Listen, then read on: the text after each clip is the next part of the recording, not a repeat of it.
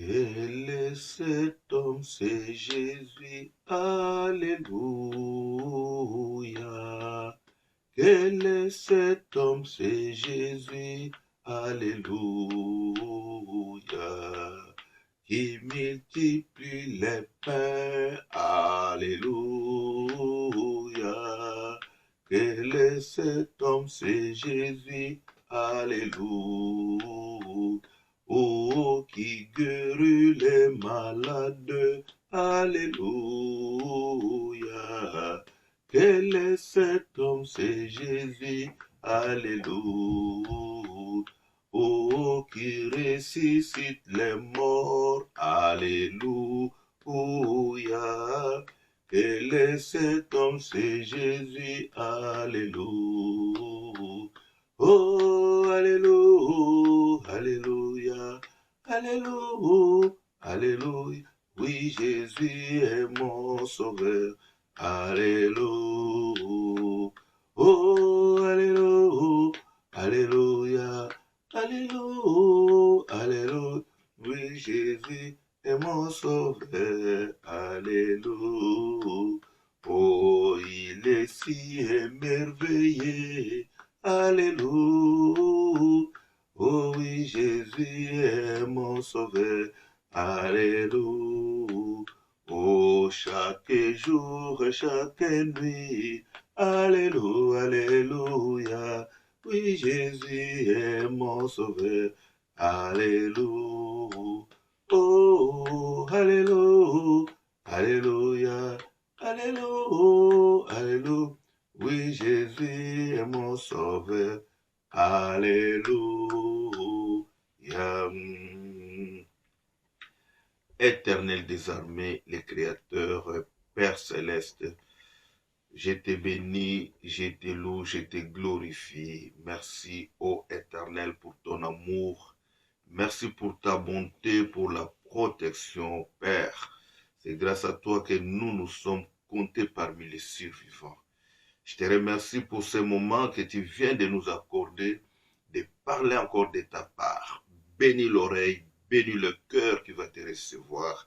À toi l'honneur, la gloire et la puissance par le nom puissant de Jésus-Christ, notre seul Seigneur et Sauveur. Gloire à l'agneau, gloire à Jésus-Christ. Oh, gloire à toi, notre Père. Mes bien-aimés dans le Seigneur, je vous salue au nom de Jésus-Christ pour cette opportunité que le Seigneur nous a offert de me présenter encore devant vous pour parler de sa part. La Bible nous dit, mieux vaut les frères de demeurer ensemble. Et le roi David a dit, je suis heureux quand on me dit d'aller dans la maison de l'Éternel. Nous avons beaucoup parlé que la maison de Dieu, comme Paul nous a dit que nous sommes l'habitation de Dieu, le Seigneur est à nous. Il est content dès qu'on nous parlait de sa part, dès que nous venons pour présenter, vous donner l'agneau qui est notre Seigneur, de manger, de préparer le jour de noces, puisque celui qui écoute la parole, ce sont des fondements qu'il est en train de prendre. Il est en train de prendre la forme de l'épouse, puisque les iniques étaient là pour préparer ceux qui étaient destinés pour devenir des reines. Donc, en tant qu'enfant de Dieu, la Bible dit tout passera. La parole de Dieu était éternelle. Mes frères et sœurs, je voulais partager avec vous la pensée du Seigneur. Moi, votre bien-aimé Nzemampé, Ewang Israël de l'éternité, les sceaux du Caire, les sceaux de Jésus-Christ, les réserves de Dieu. Je voulais vous partager avec vous le thème, je l'ai intitulé « Les secours de l'Éternel ».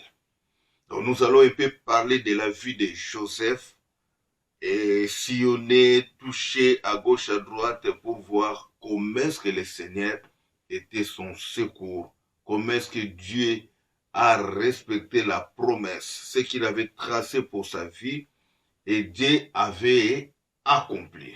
Donc nous lisons dans les livres de Genèse, chapitre 37, les versets 1 à 2. Je lis au nom de Jésus-Christ. Jacob demeura dans le pays de Canaan, où avait séjourné son père.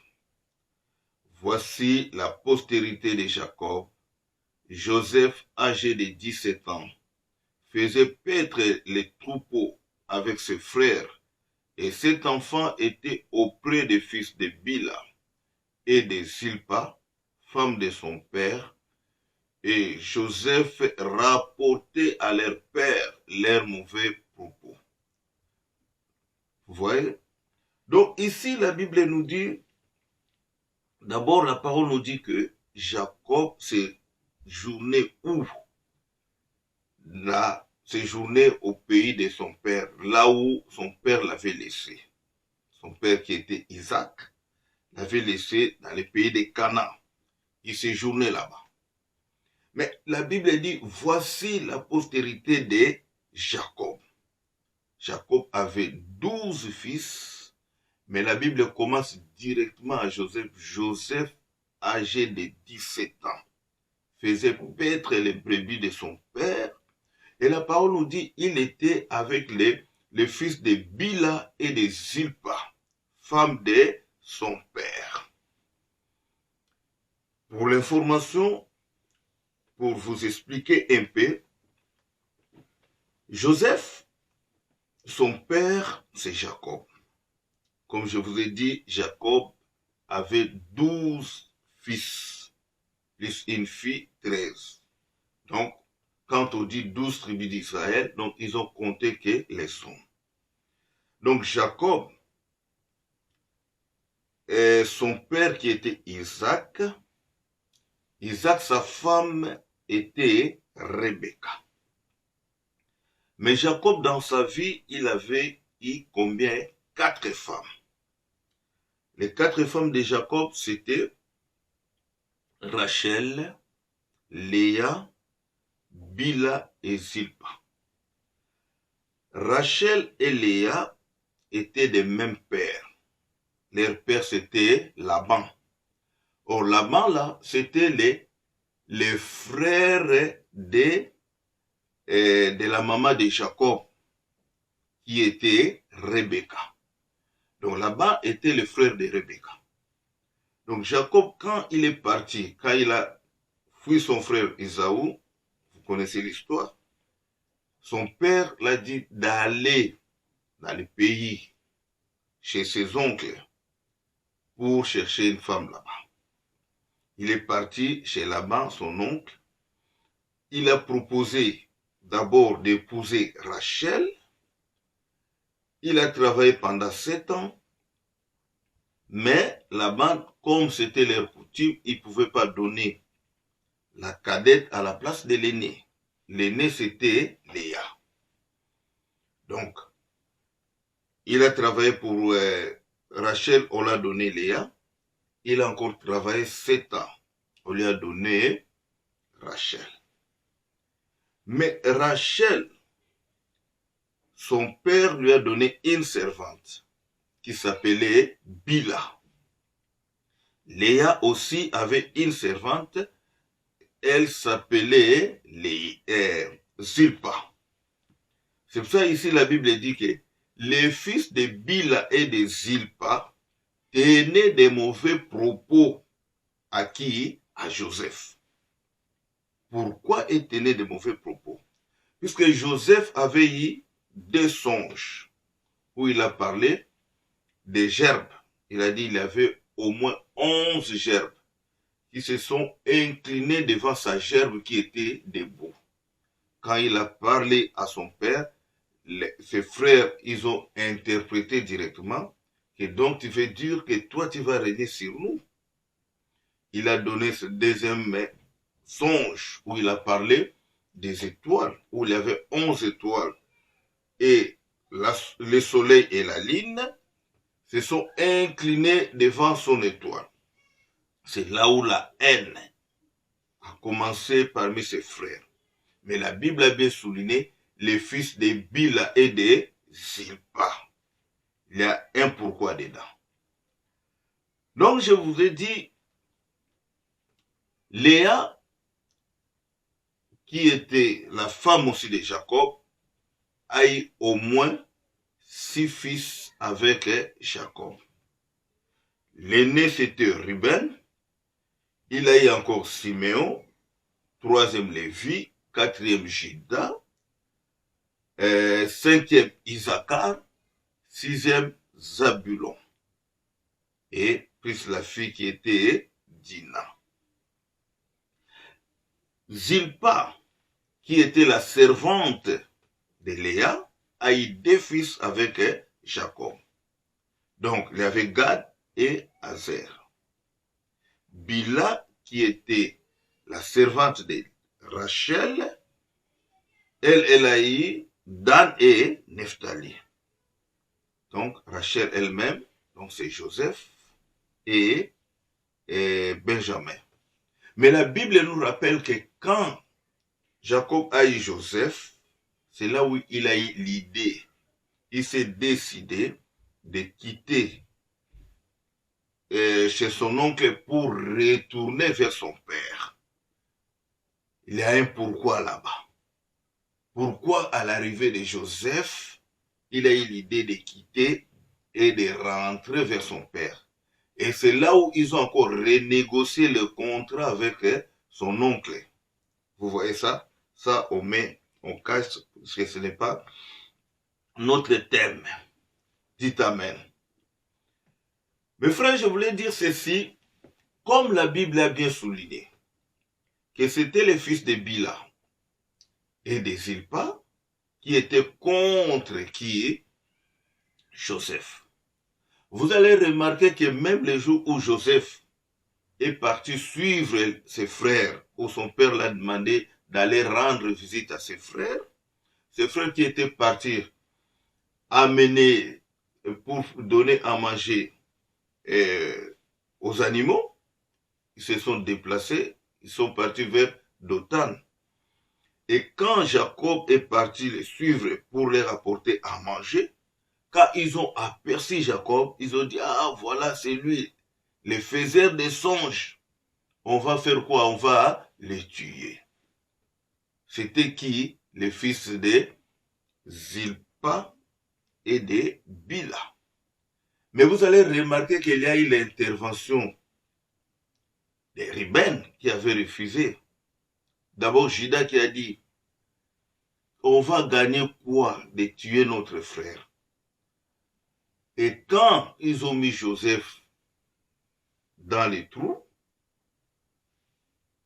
quand ils ont aussi vendu Joseph, le retour de Ruben, quand il est arrivé, il a posé la question où se trouve l'enfant. La Bible dit il a même déchiré les habits, il croyait qu'on l'avait déjà tué. Donc regardez, c'est ici je voulais exhorter quelqu'un. Aujourd'hui dans nos vies, il y a des familles qui se déchirent. Vous êtes sortis même père et même mère. Mais, suite à des problèmes de ce monde, des petites choses, vous allez vous déchirer. Or, vous oubliez que vous êtes sortis dans les mêmes lignées, les mêmes sangs. Si vous allez remarquer que ceux qui ne voulaient pas, qui avaient refusé qu'on puisse faire du mal à Joseph, c'était les fils de qui? De Léa. Puisque Léa et Rachel sont sortis du même père. Or, même père Léa et Rachel, même mari qui est Jacob, c'est presque les mêmes sangs, même lignée.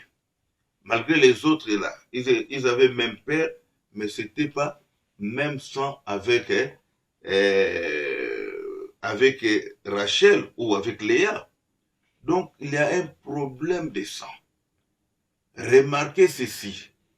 Les jours où Caïn avait tué son frère Abel, la Bible dit, Dieu a dit, la voix du sang de ton frère crie de la terre jusqu'à moi.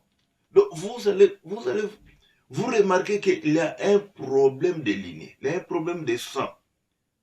Ne vous déchirez pas. Vous pouvez avoir des problèmes au niveau de la famille.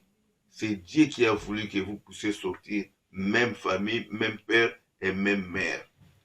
Il n'y a pas à vous déchirer, cherchez à arranger la situation. Dites Amen. Je continue la parole.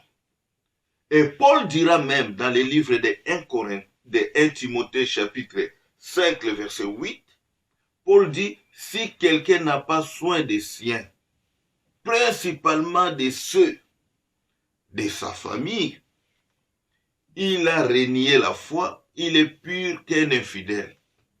Mais aujourd'hui, il y a même des chrétiens, des problèmes dans les familles. Paul dit, il est plus qu'un infidèle. Cherchez à arranger des problèmes. Ce n'est pas en vain que Dieu vous a fait sortir, même famille. Amen. Vous allez voir que Joseph, quand ses frères l'ont vendu, Joseph est parti où? En Égypte. En Égypte, il y a un officier de Pharaon qui s'appelait Potiphar qui avait acheté Joseph. Mais Joseph est resté chez Potiphar en Égypte. À un moment, la femme de Potiphar voulait sortir avec Joseph. Mais Joseph, qui avait la connaissance de Dieu, il a refusé l'offre de la femme de Potiphar. Est-ce que toi aujourd'hui, toi qui connais le Seigneur, il y a même des enfants de Dieu, s'ils trouvent des choses comme ça, il va dire c'est une chance pour moi. Puisque la femme de mon patron va commencer à m'aider, va me donner l'argent, je serai heureux, il va me donner tout ce que j'aurai besoin. Donc ma vie sera, je vais mener maintenant une vie de bonheur, de joie. Or, c'est le péché, mon frère. Dieu n'est pas dans les péchés. Joseph qui avait la promesse de Dieu, il avait quoi? Refusé l'offre de la femme de Potiphar. Et on l'a mis où? Dans la prison. L'innocent. Un innocent, on l'a mis où? Dans la prison. Je vais lire Genèse 41, les versets 1, 9 à 46. Donc Joseph qui est parti dans la prison, si tu as la promesse de Dieu, si tu es un enfant de Dieu, il faut mettre dans ta tête que le Seigneur est avec toi. Si tu refuses l'offre de l'ennemi, tu n'entres pas à faire le mal, tu n'entres pas à vivre dans la vie des péchés, le Seigneur est avec toi. Qu'il y ait des problèmes, la vie, la souffrance, la misère, mais Dieu sera toujours avec toi. Joseph est entré dans la prison, mais il était qui? Innocent. Genèse 41, les versets 1, 9 à 6. Au bout de 2 ans, Pharaon a eu un songe. Voici, il se tenait près du fleuve. 9. Les chefs des échantillons prit la parole et dit à Pharaon, je vais rappeler aujourd'hui les souvenirs de ma faute. Donc cet homme qui était dans la prison, cet homme qui servait, qui était le chef des gens qui servaient les vins à Pharaon, ils avaient commis une erreur où Pharaon les a fait arrêter et on les a mis où? Dans la prison. Ils étaient 2. Celui qui servait le pain et lui qui servait le vin. Ils étaient les responsables des services qui servaient le pain et ceux qui servaient aussi le vin. Mais quand ils sont entrés dans la prison, parce que je ne voulais pas tout lire, je vous explique, vous allez vérifier dans la Bible. Dans la prison, tellement que Joseph qui avait le soutien, qui avait la main de Dieu sur lui, Dieu l'avait fait grâce et il était devenu quelqu'un qui a encadré même quelques prisonniers à l'intérieur. Mais ces deux personnes, ils ont eu les songes. Ils cherchaient quelqu'un pour interpréter. Joseph a interprété les deux songes. C'est lui, le chef des échansons, il est sorti de la prison. En sortant de la prison, Joseph a dit à cet homme, moi je suis ici, je suis innocent. Va plaider, va dire au Pharaon que moi je suis innocent. Comme ça, Pharaon peut me libérer. Mais l'homme, quand il est sorti, la Bible dit au bout de 2 ans. Donc, il avait tout oublié. Il pensait même plus à Joseph. C'est ce que la Bible dit.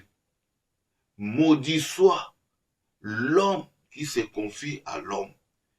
Il y a des chrétiens même qui donnent, qui pensent que non, X ou Y, c'est lui qui va m'aider.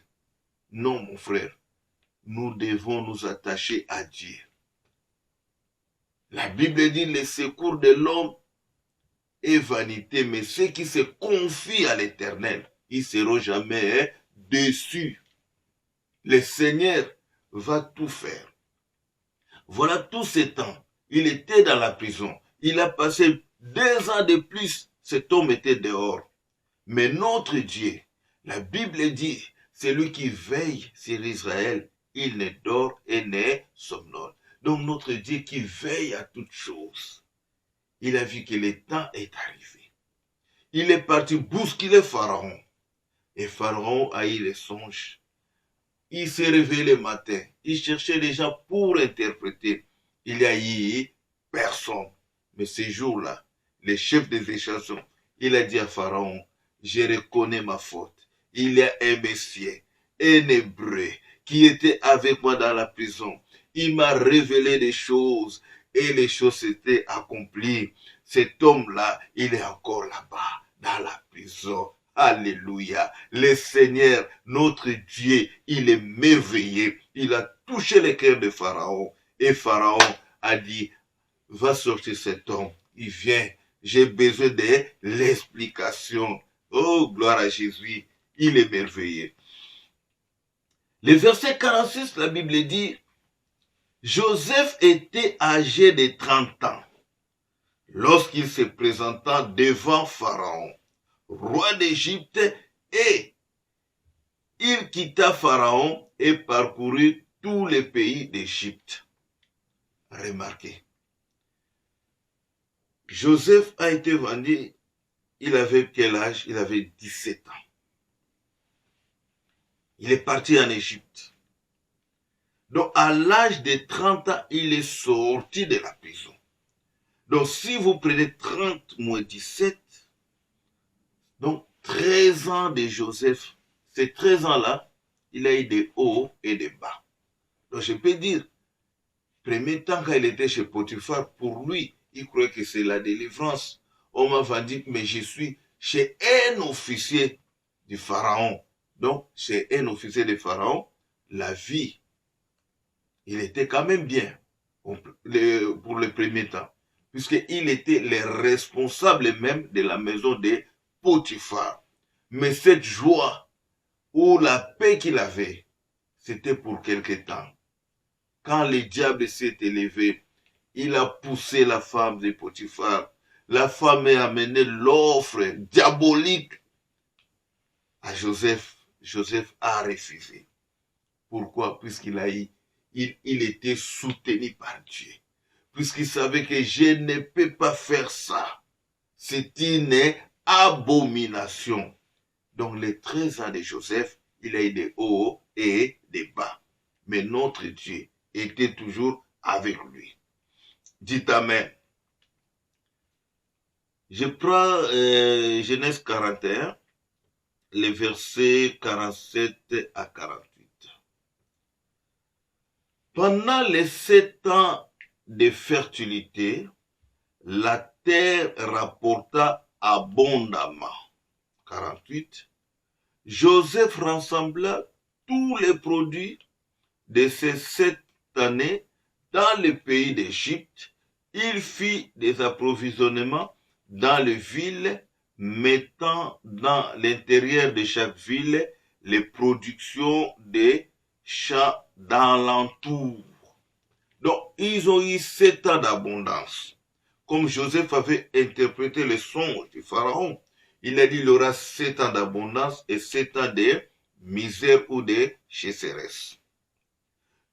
Ils ont pris les 7 ans d'abondance, ils ont mis dans les dépôts. Donc, si vous prenez les 7 ans d'abondance, vous prenez les 30 ans de Joseph, donc 37 ans. Vous prenez les 13 ans qui s'est séparé avec sa famille, où il était en Égypte. Vous ajoutez les 7 ans d'abondance, ça fait 20 ans. On continue. Je prends chapitre 42, les versets 7, 9 et 13.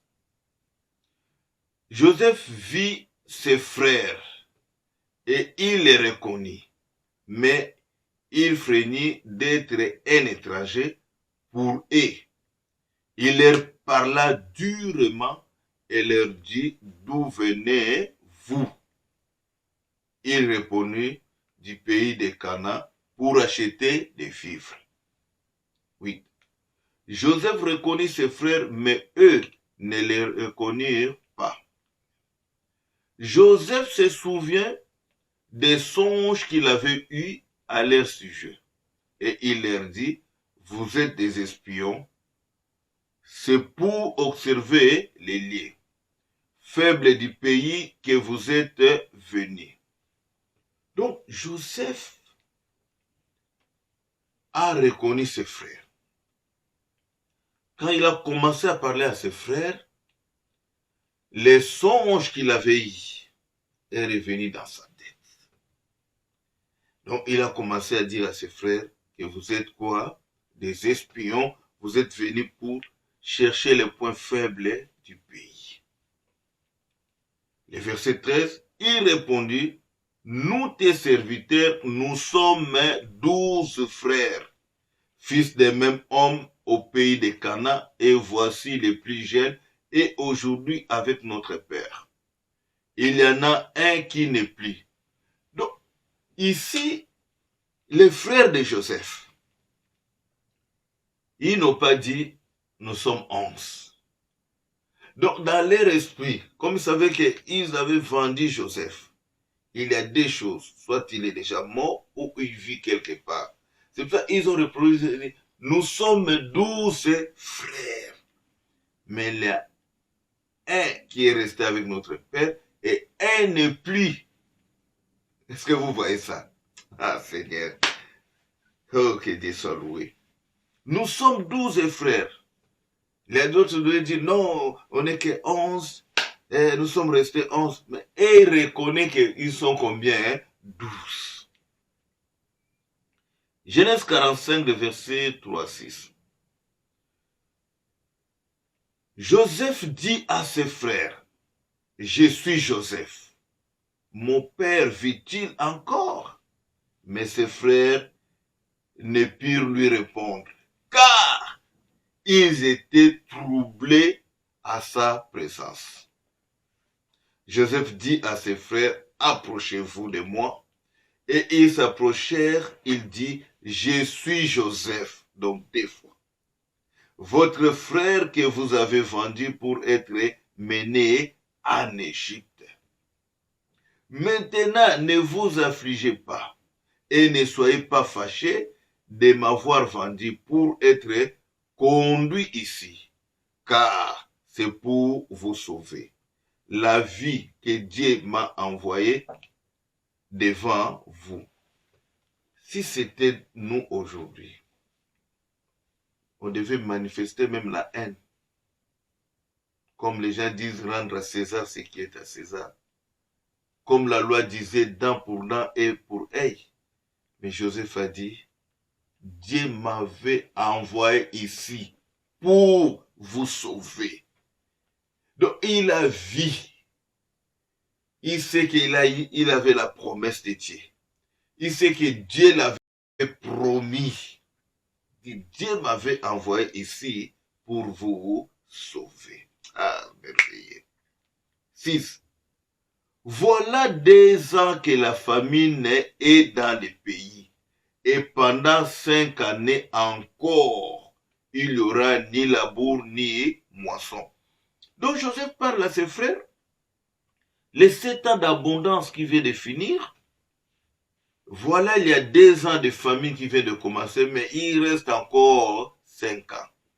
Donc, en réalité, c'est après 22 ans que Joseph a rencontré ses frères. Et nous allons voir quand est-ce qu'il a rencontré son père.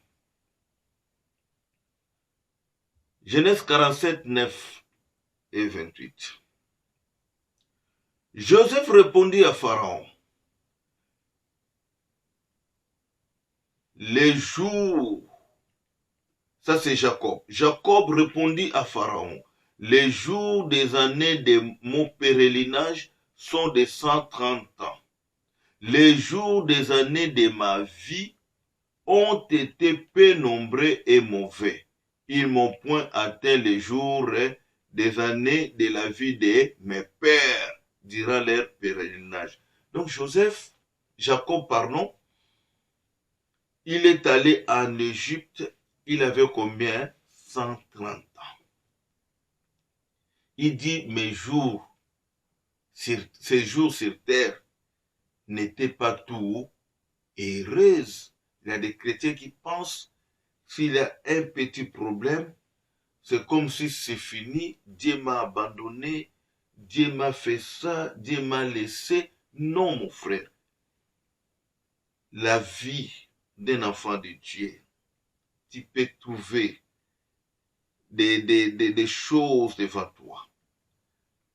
La souffrance, il faut mettre dans ta tête, comme Job avait dit, mon rédempteur s'élèvera les derniers. Le Seigneur est toujours là avec toi. Il va te donner la force pour surmonter. Mais sache-le que tu vas vaincre l'ennemi. Il faut mettre dans ta tête que le bonheur, la paix. Il y a un homme qui avait demandé. Il y a Pierre qui avait demandé à Jésus. Nous avons tout laissé. Et nous sommes derrière toi. Qu'est-ce que nous allons gagner? Jésus a dit, pour ce siècle, vous aurez. Mais la meilleure des choses, c'est quoi? C'est d'aller là-bas au ciel. La vie éternelle. Jacob a dit, ma vie sur cette terre n'était pas heureuse. J'ai pas fait la vie comme mes parents. Mes années là de 130 ans, il a eu quand même beaucoup de problèmes. Mais quand Dieu a amené Jacob, il a rencontré son fils. La Bible dit, il avait 130 ans. Mais les jours de Jacob, le temps où Jacob a passé en Égypte, il a fait combien de temps? On va lire le verset 28. Jacob vécut 17 ans dans le pays d'Égypte. Et les jours des années de la vie de Jacob furent de 147 ans. Est-ce que vous avez vu comment est-ce que notre Dieu est merveilleux? Paul a arraché son fils. Joseph est parti à l'âge de 17 ans. Son père est parti. Dieu a récupéré cet âge-là de 17 ans que Joseph était parti en Égypte. Il a ajouté sur la vie de Jacob.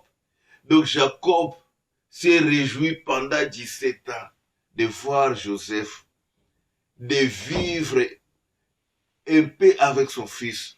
Et son fils qui était comme le premier ministre. Oh, le Seigneur qui relève l'homme. Il prend l'homme dans la poussière.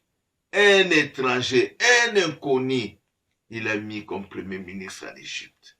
Et son père était heureux de passer encore ses 17 ans avec son fils. Notre Dieu est merveilleux. Attache-toi à Jésus. Il est là pour toi. Il te fera de grandes choses dans ta vie. Mais à une seule condition, de ne pas suivre l'offre de l'ennemi, de ne pas accepter ce que l'ennemi te fait voir comme bonheur. Non, le vrai bonheur, c'est à Jésus. Dites Amen. Je vais prendre maintenant le livre des Proverbes, le chapitre 2, les versets 6 à 7. Que dit la Bible? Oui, c'est le Seigneur qui donne la sagesse. La science et l'intelligence viennent de lui. C'est lui qui a donné la sagesse, la science, l'intelligence à Joseph pour mériter ce poste-là, d'être élevé derrière Pharaon. Le verset 7. Il aide les gens droits, ceux qui se conduisent honnêtement. Il les protège comme un bouclier. Dieu aime les hommes droits, ceux qui marchent honnêtement. Dieu les protège. Il est comme leur bouclier. La Bible dit, si l'Éternel les garde une ville, celui qui les garde en vain. C'est lui, le vrai protecteur. Dites Amen. Je prends Ésaïe. Ésaïe 41, le verset 10. N'aie pas peur, je suis avec toi. Ne regarde pas autour de toi avec inquiétude. Oui, ton Dieu, c'est moi. Je te rends fort. Je viens à ton secours et je te protège avec ma main puissante et victorieuse. C'est Dieu qui protège. C'est lui notre bouclier. C'est lui notre ville de refuge. C'est lui notre force. C'est lui notre paix. C'est lui notre bonheur. Psaume chapitre 60, les versets 11 à 12. Donne-nous du secours contre la détresse. Le secours de l'homme n'est que vanité. Avec Dieu, nous ferons des exploits. Il écrasera nos ennemis. Avec Dieu, nous ferons des exploits. Il écrasera nos ennemis. Est-ce que vous voyez ça, mes frères? Vous savez que Joseph était esclave de Potiphar. C'est pour ça que la femme de Potiphar a eu le courage de mettre Joseph dans la prison. Mais Joseph est devenu deuxième personnalité après Pharaon. Donc, la présence de Joseph, Potiphar devait s'incliner. Aïe, Yehoshua. Mes frères et sœurs, je suis heureux de partager avec vous les secours de l'Éternel. Mettez dans vos têtes qu'il n'y a que lui. On dit le secours de l'homme est vanité. Mais ceux qui se confient à l'Éternel seront jamais déçus. Vraiment que le Seigneur vous bénisse. Je vous demande de tout mon cœur.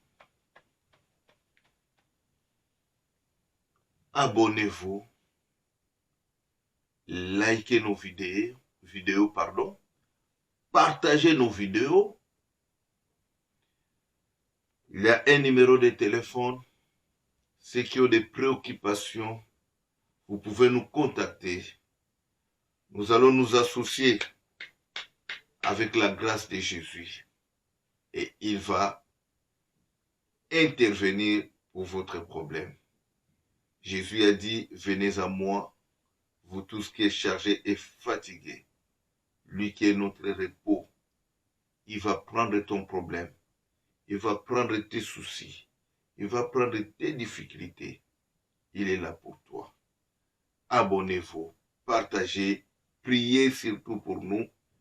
Que la grâce de notre Seigneur et Sauveur Jésus-Christ soit avec vous